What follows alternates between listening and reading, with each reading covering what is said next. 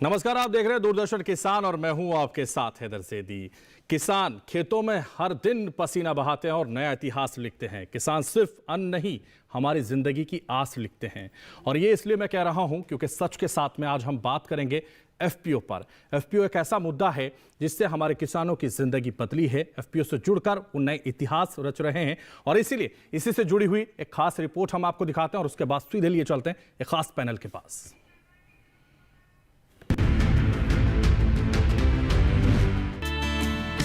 किसानों को आर्थिक रूप से सुदृढ़ करना सरकार की पहली प्राथमिकता रही है और इसे पूरा करने में एफपीओ एकदम सफल साबित हो रहे हैं।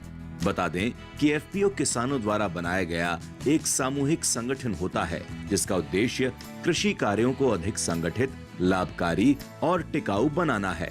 ये संगठन किसानों को एक प्लेटफॉर्म प्रदान करता है जहां वे अपनी उत्पादन क्षमता बढ़ा सकते हैं, बेहतर मूल्य प्राप्त कर सकते हैं और कृषि से जुड़ी चुनौतियों का सामूहिक समाधान खोज सकते हैं। दरअसल भारतीय कृषि में छोटे और सीमांत किसानों का वर्चस्व है, जिनकी औसत जोत का आकार 1.1 हेक्टेयर से कम है।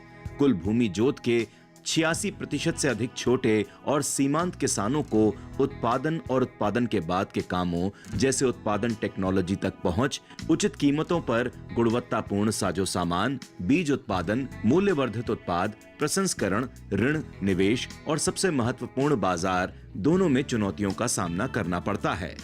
ऐसे में देश भर में एफपीओ बनाने और उन्हें बढ़ावा देने की जरूरत महसूस हुई और सरकार ने एक समर्पित केंद्रीय योजना 10,000 किसान उत्पादक संगठनों का गठन और संवर्धन की शुरुआत की।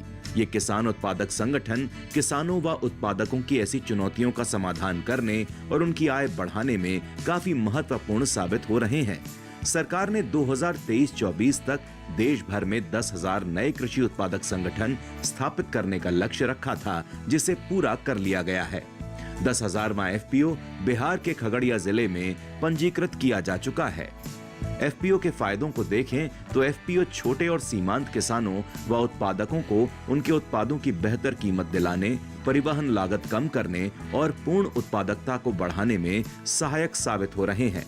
बिचौलिए न होने के कारण किसानों को उनके उत्पाद के अच्छे भाव मिल रहे हैं। लघु कृषक, कृषि व्यापार संघ और राष्ट्रीय कृषि एवं ग्रामीण विकास बैंक एफपीओ को बनाने और इन्हें बढ़ावा देने का काम कर रहे हैं।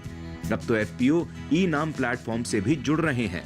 हाल ही में कृषि मंत्रालय की ओर से राष्ट्रीय एफपीओ समागम 2025 का आयोजन भी किया गया। इस आयोजन में 24 राज्यों और 140 जिलों के 500 से अधिक प्रगतिशील किसान, एफपीओ, कार्यान्वयन एजेंसियां और क्लस्टर आधारित व्यावसायिक संगठन यानी सीबीबीओ शामिल हुए। एफपीओ किसान और कृषि को सशक्त और आधुनिक बनाने की दिशा में एक महत्वपूर्ण कदम साबित हो रहे हैं।